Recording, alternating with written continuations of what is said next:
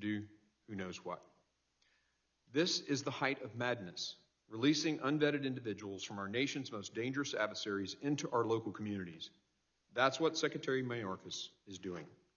With each and every one of these individuals, Mayorkas is putting our national security at risk.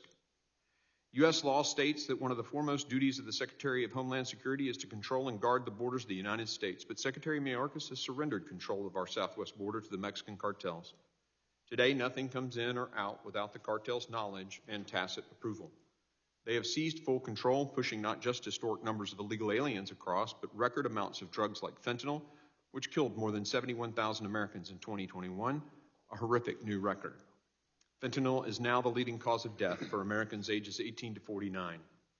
American children are attending the funerals of their friends who have died of fentanyl poisoning. According to one recent study, more than 1,500 kids under the age of 20 died from fentanyl poisoning just in 2021, more than 4 times as many as in 2018.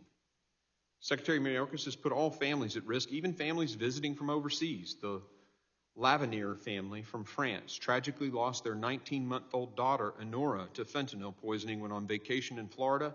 This beautiful little girl was exposed to fentanyl left behind by the previous occupant of their rental unit. How can any family in America feel safe when a stay in a hotel or an Airbnb could end up with the death of a child? The devastating consequences don't stop there. Some other highlights of the Secretary's open borders policy include the following. More than 350,000 encounters of unaccompanied minors. The administration has since lost control of at least 85,000 of these children. Tragically, many of them are being trafficked, abused, and exploited.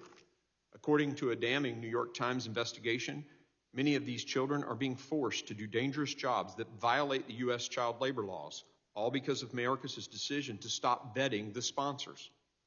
From October 1 to 2020 to March 2023, Border Patrol recorded nearly 28,000 arrests of illegal aliens with criminal backgrounds, approximately 6,000 more total arrests than the previous 4 fiscal years combined. These numbers do not include data from states like Texas, which has apprehended hundreds of thousands of illegal aliens and recorded more than 27,000 arrests of illegal aliens itself. In FY21, Border Patrol discovered 568 dead migrants at the southwest border, nearly double the 254 found in FY20. In FY22, the number jumped to 853. More than 1,700 migrants have died on U.S. soil while trying to enter this country illegally on Mayorkas' watch, people he encouraged to make the journey. Mayor Adams of New York recently stated that more than half of the hotel rooms in New York City are now filled with illegal aliens. Cities like Chicago are putting illegal aliens ahead of their own citizens, allocating millions of dollars to house and care for those arriving to their city, infuriating residents and neighbors like South Shore who won't get those resources. In May, Chicago Mayor Lightfoot stated, "We simply have no more shelters." Medicaid spending on emergency medical services for illegal aliens more than doubled in FY20 to FY21 from around $3 billion to more than $7 billion. This suffering and death falls squarely on the shoulders of the Secretary of the Department of Homeland Security, Alejandro Mayorkas, a man who has been derelict in his duty to protect America. Since his first day in office, Secretary Mayorkas has intentionally undermined America's immigration laws and ended meaningful border security enforcement, and in its place implemented an extreme agenda of open borders. The vast majority of those crossing our borders illegally are coming not because of COVID-19, climate change, or because CBP doesn't have enough funding. They're coming for economic reasons, and they're coming in record numbers because Mayorkas left the door open, unlocked.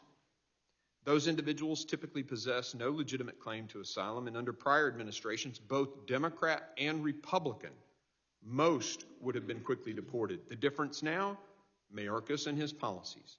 Yet not once has he taken responsibility for this mess. The mountain of evidence this committee has gathered proves that Alejandro Mayorkas has been derelict in his duty as the Secretary of the Department of Homeland Security. Upon assuming office, he immediately went to work reversing and tearing down the effective border policies of the last 2 administrations.